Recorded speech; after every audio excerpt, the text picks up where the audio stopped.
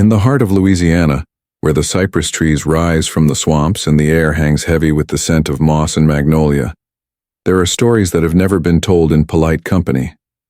Stories whispered in the dark, passed down in fragments half remembered and half believed. Stories of cruelty and survival, of pain and resistance, of the unbreakable will of those who were never meant to survive. This is one such story. A story that begins in the shadows of a plantation and ends in a night of reckoning that would echo through generations. Her name, as it appears in the few surviving records, was Adeline. She was born in 1837, on a plantation outside of Natchitoches, Louisiana, a place where the river bends and the land is rich and green.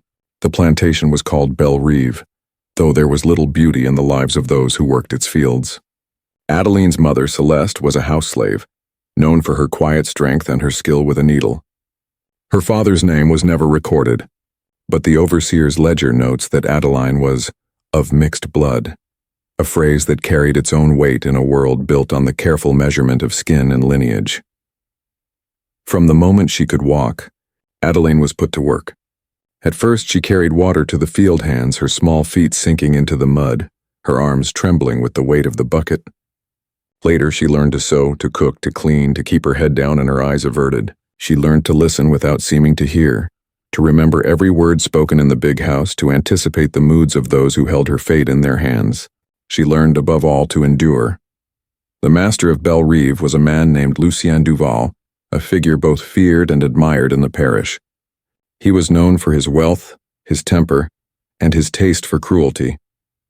The stories about him were legion: how he once whipped a man to death for stealing a chicken, how he kept a collection of canes carved from the bones of alligators, how he believed that pain was the only true teacher. For Adeline, he was a constant presence, a shadow that fell across every moment of her life.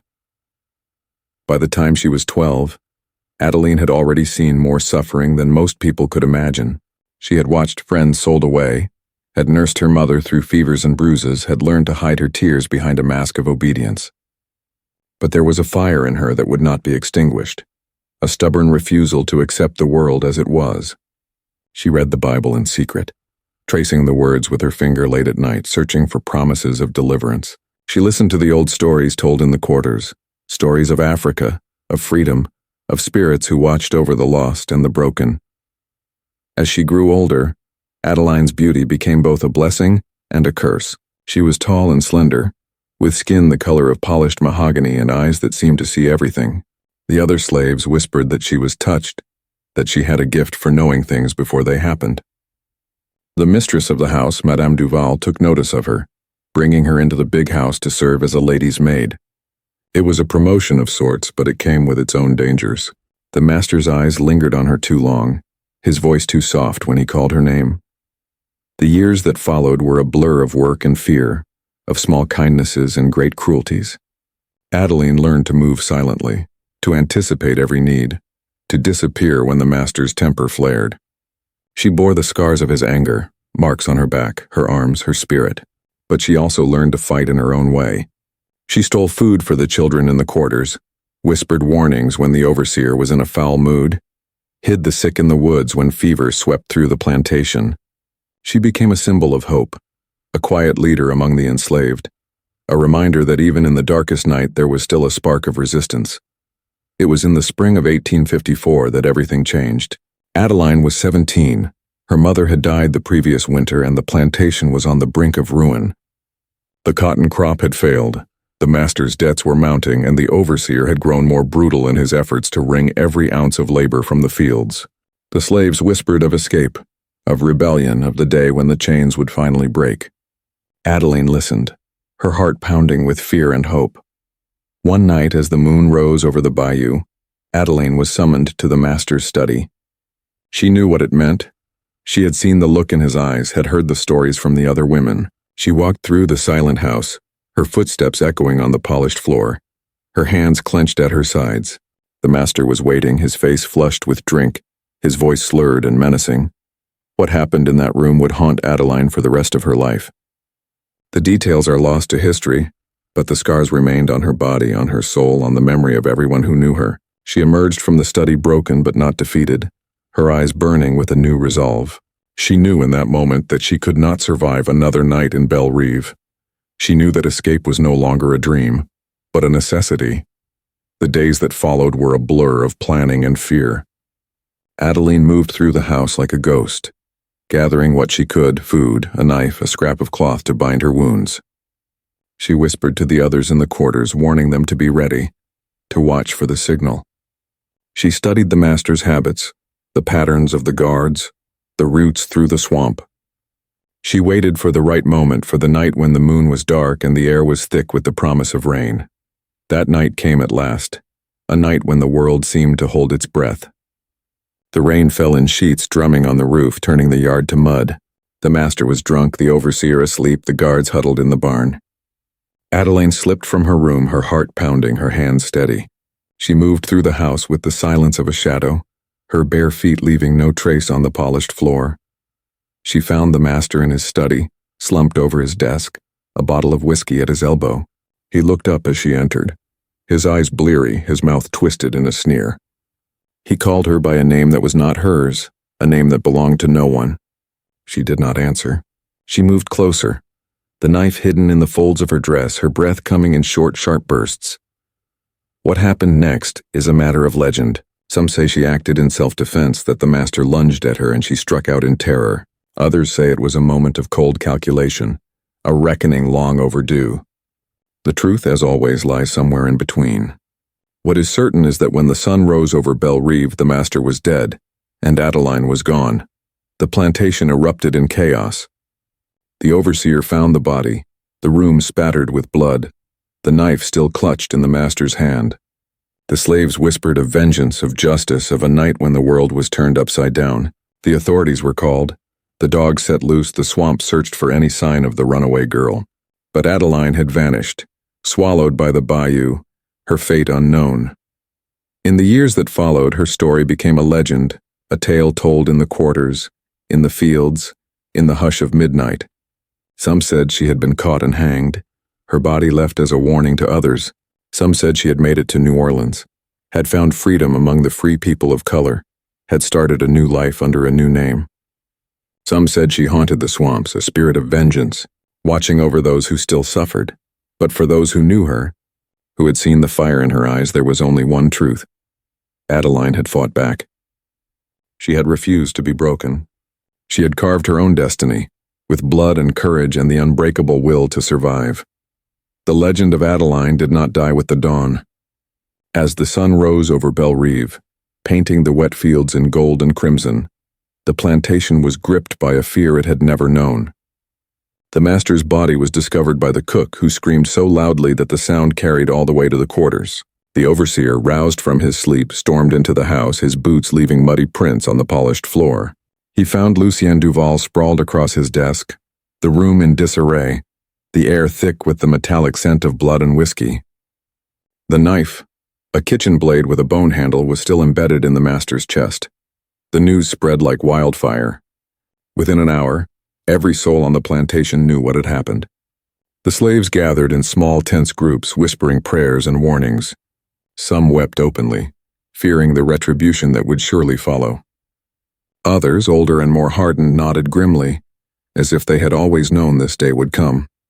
The white family members and hired hands locked themselves in their rooms, clutching pistols and Bibles, waiting for the world to end. The overseer wasted no time. He sent a rider to the sheriff in Natchitoches, demanding immediate assistance. He ordered the dogs brought out, their handlers eager for the hunt. He questioned every slave, every servant, every person who had set foot in the house that night. But no one spoke. Not a single word of accusation or betrayal passed their lips. They knew what Adeline had suffered. They knew what she had endured. And in their silence, they offered her the only protection they could. As the search began, the rain finally stopped, leaving the air heavy and the ground slick with mud. The dogs picked up a scent near the back door, leading the search party into the tangled woods behind the plantation. The men fanned out, lanterns swinging, voices raised in anger and fear. They called her name, threatened her with every punishment they could imagine, but the only answer was the cry of a distant owl and the rustle of leaves in the wind. Adeline moved through the swamp with the skill of someone who had spent her life learning its secrets. She knew where the ground was firm and where it would swallow a careless foot. She knew which plants could be eaten, which roots would ease pain, which leaves would hide her from searching eyes. She moved quickly but not recklessly, her mind sharp despite the exhaustion that threatened to overwhelm her. She carried nothing but the clothes on her back and a small pouch of dried beans and cornmeal she had taken from the kitchen.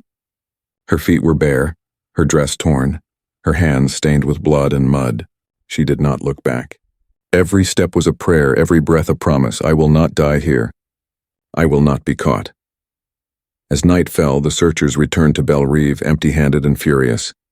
The overseer raged at the slaves, threatening to whip every man, woman, and child if Adeline was not found. But the slaves stood silent, their faces blank, their eyes defiant. They had seen too much, lost too much to betray one of their own. In the days that followed, the search widened. Notices were posted in Natchitoches and the surrounding parishes, offering a reward for Adeline's capture. Descriptions of her were read aloud in the market square. A girl of 17, tall and slender with dark skin and sharp eyes. Last seen wearing a blue calico dress, barefoot, considered dangerous.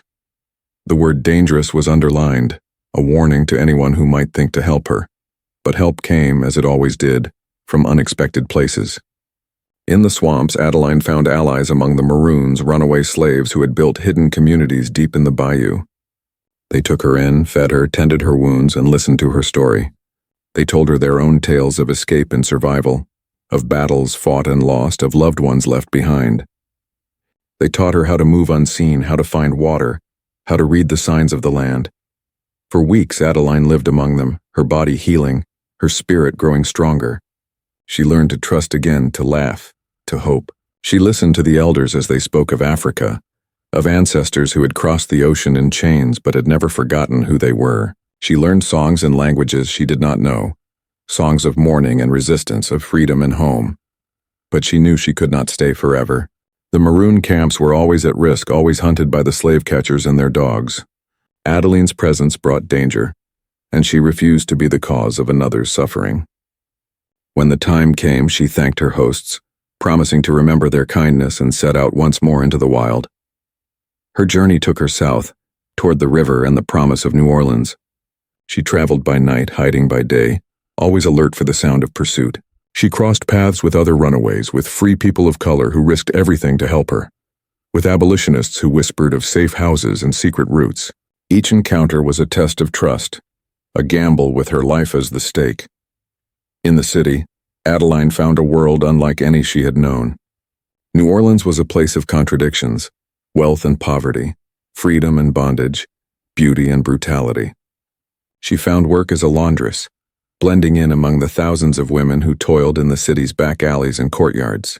She changed her name, learned to speak French, and kept her head down. But she never forgot who she was or what she had done. The story of the night at Belle Rive followed her, carried by rumor and song. Some said she had been killed in the swamps, her body never found. Others claimed she had boarded a ship for Haiti, or vanished into the free black communities of the North. But among the enslaved, her legend grew.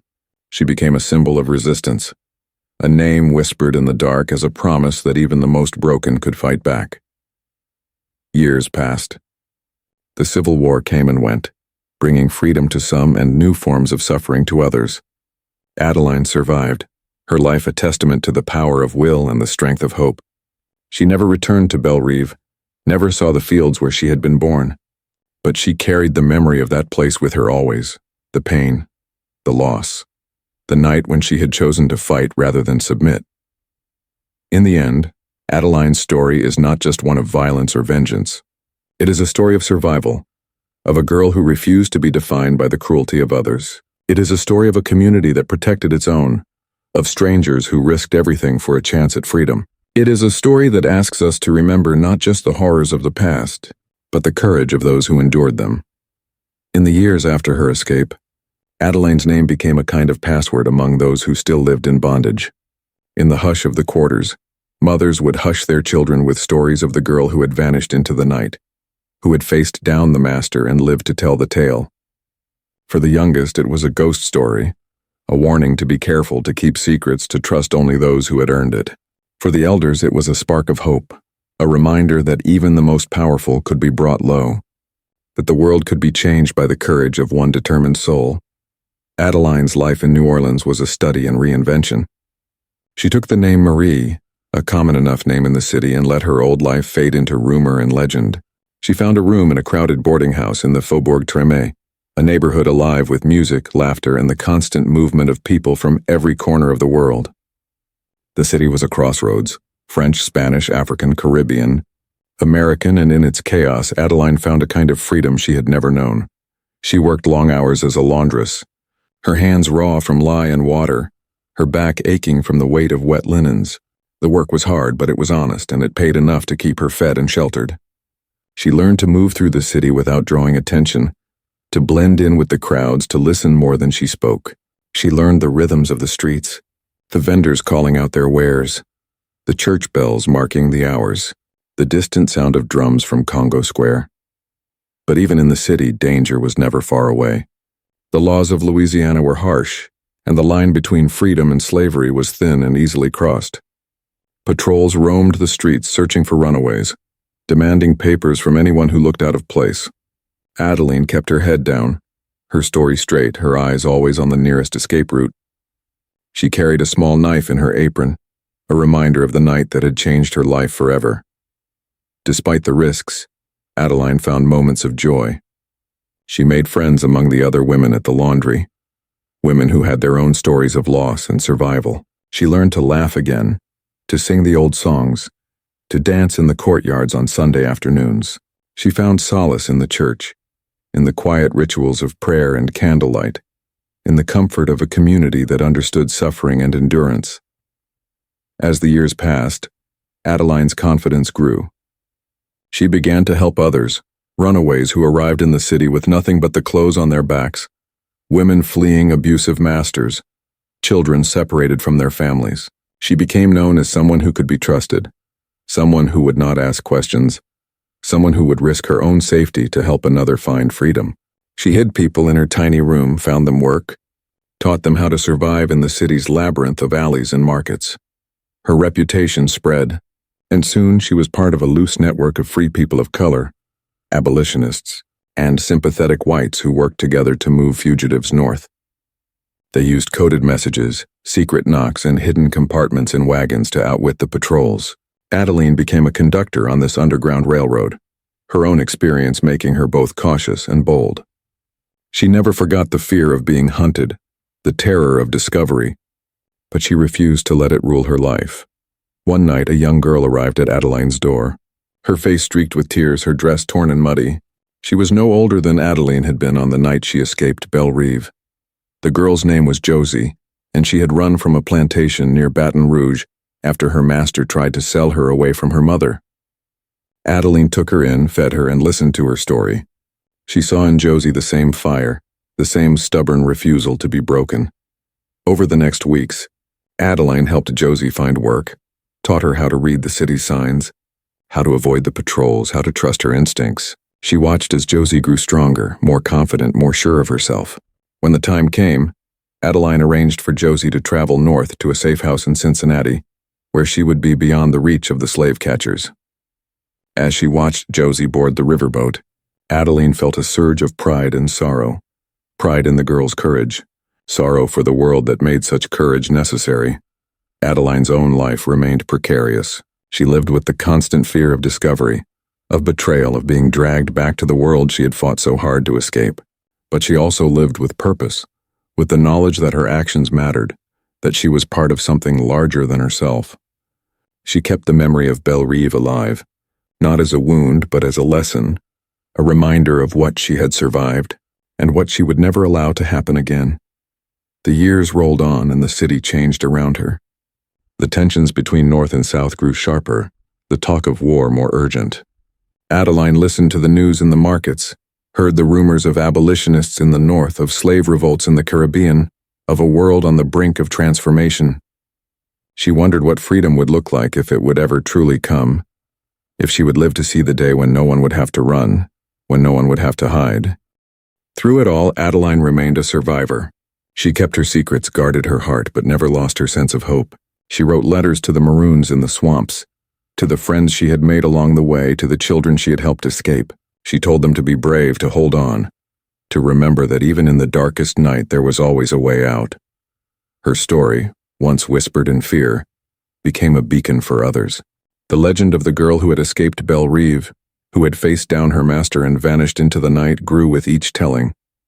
Some said she had been killed, others that she had sailed to Haiti, others still that she lived among the free people of New Orleans, helping others find the freedom she had won for herself.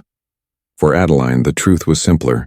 She was alive, she was free, and she would never stop fighting for those who could not yet fight for themselves. The city of New Orleans, with its labyrinthine streets and ever-changing tides of people, became both sanctuary and battleground for Adeline. She learned to read the city's moods as she once read the weather on the plantation, when to move, when to hide, when to trust, and when to disappear. The years after Josie's escape were some of the most dangerous, but also the most meaningful of Adeline's life. The network she had joined grew bolder, more organized, and more effective. Each successful escape was a small victory, a quiet rebellion against a world built on cruelty. Adeline's work was not without cost. The patrols grew more vigilant, the rewards for runaways higher. There were close calls, nights when she hid fugitives in the crawlspace beneath her floor, days when she was followed through the market by men with hard eyes and sharper questions. She learned to keep her head down, to answer only what was asked, to never let fear show on her face. She became adept at changing her appearance, at blending in with the crowds, at vanishing when danger drew near. But she was not alone. The community of free people of color in New Orleans was strong, bound together by ties of family, faith, and shared struggle. They looked out for one another, passing news and warnings through coded messages and subtle gestures. The churches became safe havens, the markets places of quiet resistance. Adeline found allies among the Creole families, among the Irish dock workers, even among a few sympathetic whites who risked their own safety to help. The city, for all its dangers, was alive with possibility. One of Adeline's closest friends was a woman named Lisette, a free-born Creole who ran a small bakery near the river. Lisette was fierce and clever, with a laugh that could fill a room and a temper that could silence it. She had lost a brother to the slave catchers, and she vowed never to let another child be taken if she could help it. Together, she and Adeline formed a partnership. Lisette's bakery became a way station, a place where coded messages were baked into loaves of bread, where fugitives could find a meal and a moment's rest. Their work was dangerous, but it was also filled with moments of joy. Adeline found herself laughing more, singing as she worked, feeling the weight of her past lighten with each life she helped save. She and Lisette became sisters in all but blood, their bond forged in the fires of shared struggle. They celebrated each victory with a quiet toast, each narrow escape with a prayer of thanks. As the years passed, the city changed.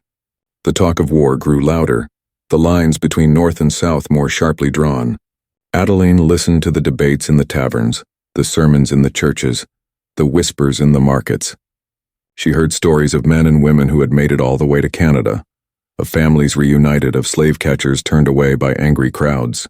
She dared to hope that the world was changing, that the day of freedom was drawing near. But there were losses too. Not every escape ended in triumph. There were nights when the patrols were too quick, when a safe house was betrayed, when a friend simply vanished. Adeline mourned each loss, each name added to the list of the missing. She carried their memories with her, a silent roll call that haunted her dreams. She wrote their names in a small book, a record of courage and sacrifice, a promise that they would not be forgotten. Through it all, Adeline never lost sight of her own story. She kept the knife she had used that night at Belle Reve, hidden in a box beneath her bed. It was not a trophy, but a reminder, a symbol of the line she had crossed, the life she had left behind. She sometimes wondered what had become of the plantation, of the people she had known, of the world that had shaped her. She wondered if anyone there remembered her, if her name was still spoken in the quarters, if her story had become a warning or a hope. One evening, as she walked home from the bakery, Adeline was stopped by a young man on the street. He was tall and thin, with eyes that reminded her of her own. He introduced himself as Emmanuel, the son of a woman who had once worked at Belle Reve. He had heard stories of Adeline all his life, stories of her courage, her escape, her refusal to be broken. He had come to New Orleans in search of her, hoping to find the woman who had inspired his mother to dream of freedom. Adeline listened to his story, her heart full of pride and sorrow. She saw in Emmanuel the future she had fought for, a generation unafraid, determined to claim their place in the world. She invited him to her home, shared a meal with him, and told him the truth of her journey. She spoke of fear and pain, of hope and resistance, of the night when she had chosen to fight rather than submit. Emmanuel listened in awe, his eyes shining with admiration. He promised to carry her story forward, to tell it to his own children, to keep the memory of Belle Reve alive. Adeline gave him the small book of names, entrusting him with the legacy of those who had fought and fallen. She knew that her story was no longer just her own. It belonged to all who had suffered, all who had survived, all who still dreamed of freedom. As the war finally came, and the city was swept up in the chaos of change, Adeline stood at the heart of it all, a survivor, a leader, a symbol of hope. She watched as the chains were broken, as the laws were rewritten, as the world she had known was swept away. She mourned the losses, celebrated the victories, and never stopped fighting for justice. In the end, Adeline's story was not just one of pain or vengeance, but of transformation. She had carved her own destiny, not with violence alone, but with courage, compassion, and an unbreakable will. She had turned her suffering into strength, her fear into action, her escape into a beacon for others. And as the city of New Orleans marched into a new era, Adeline's name became a legend, a reminder that even in the darkest night, there is always a way to freedom. The end of the Civil War brought a new dawn to New Orleans, but it was a dawn clouded by uncertainty. The city, once a stronghold of slavery and commerce, was now a crossroads for people seeking to rebuild their lives. Soldiers in blue uniforms patrolled the streets, and the old flags had been replaced by new ones. But the wounds of the past were slow to heal. For Adeline, the war's end was both a relief and a challenge. Freedom, so long a distant dream, was now a reality, but it came with questions she had never dared to ask. The first days of emancipation were filled with celebration. The churches rang with hymns of thanksgiving, and the streets echoed with the laughter of people who had never before walked them as free men and women. Adeline joined the crowds in Congo Square, where drums and voices rose in a chorus of joy. She wept as she watched families reunited, as she saw old friends embrace, as she heard the names of the lost called out and answered at last. But freedom was not simple. The city was crowded with refugees, men, women, and children who had fled plantations, who had walked for days or weeks to reach the promise of liberty. Many arrived with nothing but the clothes on their backs, hungry and exhausted, unsure of what came next. The old order was gone, but the new one was not yet built. Jobs were scarce, and prejudice lingered in every corner. The laws changed, but hearts were slower to follow. Adeline threw herself into the work of rebuilding. She and Lisette expanded the bakery, hiring women who had nowhere else to go. They taught them to bake, to keep accounts, to read and write. The bakery became more than a business. It was a school, a refuge, a place where the newly free could learn the skills they would need to survive. Adeline's home, too, remained a sanctuary, a place where the doors were always open, where a hot meal and a kind word could be found. She became a leader in the community, sought out for advice and comfort, for her wisdom and her strength. She spoke at meetings, at churches, at gatherings large and small. She told her story not as a tale of vengeance, but as a lesson in survival and hope. She urged others to forgive but not to forget, to remember the past but to build a future worthy of their suffering. The years after the war were hard. There were riots and violence, new laws meant to keep the freed people in their place. The promise of freedom was tested again and again, and Adeline found herself fighting battles she had thought were over. She joined with others to demand justice, to protect the rights they had won, to ensure that the next generation would not have to fight the same battles. Through it all, Adeline never lost her sense of purpose. She continued to help those in need, to teach, to lead, to love. She watched as the children she had once sheltered grew into adults as they married, had children of their own, built lives that would have been impossible just a few years before. She saw the city change, slowly, painfully, but change nonetheless. One day, a young woman came to the bakery, her face familiar in a way that made Adeline's heart ache. It was Josie, now grown, her eyes bright with pride. She had returned to New Orleans to find the woman who had saved her life. She brought news of others who had escaped, of families reunited in the North, of a world that was still hard but no longer hopeless. Josie embraced Adeline, thanking her for the courage and kindness that had made her own freedom possible. She spoke of the work she was doing, teaching, organizing, helping others find their way. She told Adeline that her story had become a legend, a source of strength for those who still struggled. Adeline listened, her heart full, knowing that her life had mattered, that her pain had not been in vain. As the years passed, Adeline grew older. Her hair turned silver. Her hands grew stiff, but her spirit remained unbroken. She continued to work, to teach, to lead, to love. She watched as the city rebuilt itself, as new generations took up the fight for justice and equality. She saw the world change in ways she had never imagined, and she knew that her story was part of that change. In her final years, Adeline was honored by the community she had helped to build. The bakery became a landmark, a place where people came to remember, to celebrate, to find hope. The small book of names she had kept was placed in the church, a memorial to those who had fought and fallen, a promise that they would not be forgotten. On her last birthday, the people of New Orleans gathered to celebrate her life. They sang the old songs, told the old stories, and thanked her for the courage that had changed their world. Adeline sat among them, her eyes shining with tears, her heart full of gratitude. As the sun set over the city, she looked out at the faces of those she had loved, those she had saved, those who would carry her story forward. She knew that her journey was ending, but that her legacy would endure. She had carved her own destiny, not with violence alone, but with love, with hope, with the unbreakable will to survive. And as the stars appeared above New Orleans, Adeline whispered a prayer for all those still searching for freedom, for all those still fighting for justice, for all those who would one day tell her story and find in it the courage to carve their own. In the quiet that followed her last great celebration, Adeline found herself reflecting on the winding path her life had taken. The city outside her window was no longer the place she had first arrived in, frightened and alone so many years before. New Orleans had become a city of survivors, a city of builders and dreamers, a city where the past was never forgotten, but where the future was always being written anew. Adeline's days slowed, but her mind remained sharp. She spent her mornings in the bakery, sitting by the window with a cup of chicory coffee, watching the world go by. Children would stop to wave at her and she would smile, remembering the days when she had been the one running through the streets, always looking over her shoulder. Now she was a fixture in the neighborhood, a living legend whose story was told in every home, whose name was spoken with reverence and gratitude. She took comfort in the small rituals of daily life, the kneading of dough, the lighting of candles at church, the tending of the small garden behind her house. She found peace in the laughter of children, in the songs sung at Sunday gatherings, in the quiet moments of prayer before dawn. She wrote letters to friends far away, to Josie in the North, to Emmanuel who had moved to Texas, to Lisette's grandchildren who now ran the bakery with the same fierce pride as their grandmother.